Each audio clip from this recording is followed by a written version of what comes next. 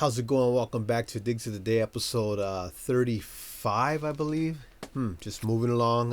Gonna share another batch that I've picked up the last few weeks and get these things shared. If anything in here catches your attention, make me an offer. You know, a lot of these I got for $1. Obviously, for me to ship them out to is going to be $4 off the top for shipping. So, yeah, I always got to put that into perspective and that into the pricing. Uh, it's been good, man, sharing.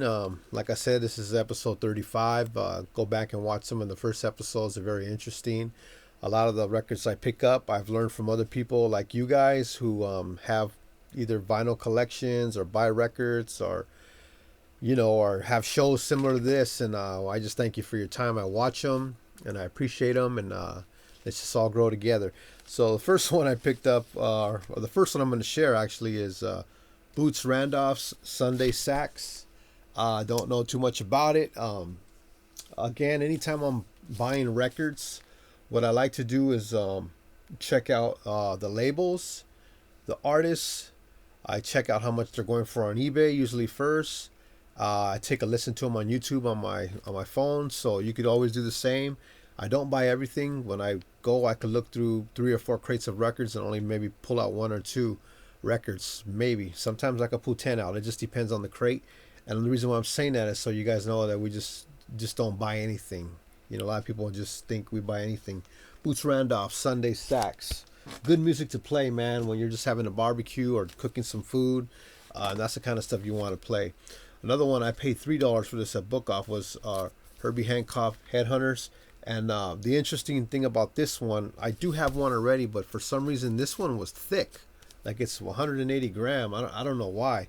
I don't know if this is a reprint or what, but it was brand new and it was only $3. You guys already know that album's worth a little bit of money.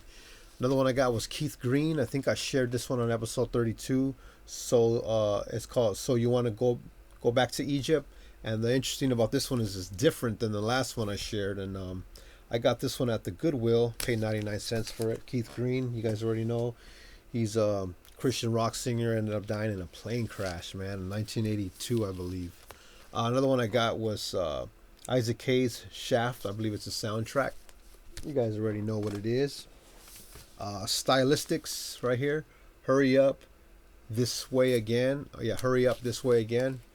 Anything stylistics I usually look out for because growing up, a lot of times this is the stuff we played was oldies by Stylistics, and I like oldies. You guys may not know it by looking at me, but growing up in Los Angeles, we always played oldies. Let me just leave it as that. Another one, Two of a Kind by Earl Cly and Bob James. Pretty simple album, pretty famous, but it's always good to have this. I know I've got one already. I've got a lot of Bob James stuff. Good stuff. If you don't have any Bob James, start by buying one like that one. It only costs you a couple bucks. I found this one, True Value hardware stores. Happy Holidays. Pretty cool, man. I like the picture there, man. It's really 80s looking, real vintage, man. It's got all the good songs on there. Home for Christmas, Do You Hear What I Hear, White Christmas, Joy to the World. Man, good album, man. True Value hardware stores. I wonder if they're giving that away. The Eagles. I don't see the name of it. You guys already know the Eagles. Yeah, it is what it is. Moody Blues, Days of Future Past. Good album, man. I've got a couple of those. Every time I see it, I buy it again because I really love that album. Sweet Comfort Band. Breaking the Ice, or is it Breaking Thin Ice? Breaking the Ice on Light Records, man. And there's a song. My dad's band used to play a song off this album in the 80s. Funny thing about it, again, my dad was just talking about the Southern Comfort Band, or Sweet Comfort Band, I'm sorry. Take that back. I make a lot of mistakes naming the album, so you guys could always correct me on them by putting the titles below. I'll just leave it as that. I watch some of my shows after they're done, and I hate to go back and redo the whole show, but Sweet Comfort Band, I got it right this time.